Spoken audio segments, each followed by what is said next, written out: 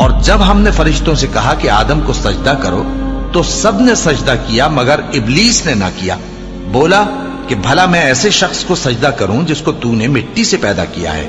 اور ازراہ طنز کہنے لگا کہ دیکھ تو یہی وہ ہے جسے تو نے مجھ پر فضیلت دی ہے.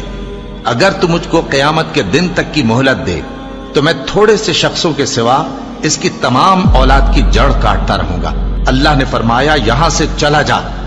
جو شخص ان میں سے تیری پیروی کرے گا تو تم سب کی جزا جہنم ہے اور وہ پوری سزا ہے. اور ان میں سے جس کو بہکا سکے اپنی آواز سے بہکاتا رہے اور ان پر اپنے سواروں اور پیادوں کو چڑھا کر لاتا رہے اور ان کے مال اور اولاد میں شریک ہوتا رہے اور ان سے وعدہ کرتا رہے. اور شیطان جو وعدے ان سے کرتا ہے سب دھوکہ ہے. جو میرے مخلص بندے ہیں ان پر تیرا کچھ زور نہیں.